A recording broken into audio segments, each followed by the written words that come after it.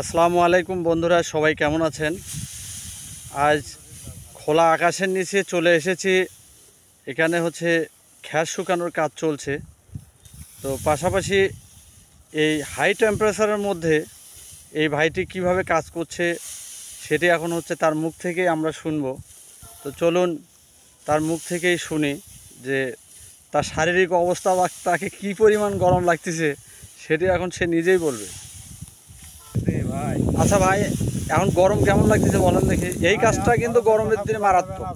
হ্যাঁ, গরমের কথা বলা যাবে না ভাই, এর থেকে আগুনে বসে থাকা মেলা ভালো এই রোদের থেকে। হুম, হ্যাঁ, এই যে এখন পেটের দুঃখে ভাই খাইতে পাই না বিধায় আমি আউট শুকাতে আসছি ভাই এই প্রচন্ড গরমের মধ্যে। আচ্ছা ভাই হ্যাঁ, তা আমি গরিব মানুষ ভাই, খুব অভাবে আছি বুঝছেন, না হলে এই যে রোদের মধ্যে কাম করতাম না বুঝছেন। তা আমি তো শুনলাম যে আপনি নাকি একদিনে 800 টাকা ইনকাম করেন। না ভাই, এটা 800 টাকা দেখছেন ভাই, কিন্তু ওই যে আমার তো খরচ আছে ভাই, ভাড়া আছে, এই অমুক সমুক। আচ্ছা আচ্ছা হ্যাঁ, রাস্তা ভাড়া লেগে যায় অনেক, আসতে লেগে। আচ্ছা হ্যাঁ, আবার মনে করেন যে স্যালাইন লাগে আচ্ছা। 7-8 টাকার। কে আপনি যার কাজ করতে আসছেন সে কি স্যালাইন দেয় না? সকাল থেকে পানি যায়নি ভাই। হ্যাঁ, হ্যাঁ হ্যাঁ, এটা কোনো কথা হলো না। হ্যাঁ ভাই, আমি কি বলবো। এখানে কি দেখেন, আমি যে দাঁড়িয়ে আছি এখানে তো আমি লোড নিতে পারতেছি না, আপনি কিভাবে নেবেন? এখন কি করবো ভাই। এটা কোনো কথা হলো ভাই? এটা কি রোদ রে? কঠিন অবস্থা। হ্যাঁ ভাই, কি করবো ভাই, এখন পেট চালাতে গেলে গোবারটা চালাতে গেলে কষ্ট করাই লাগবে ভাই।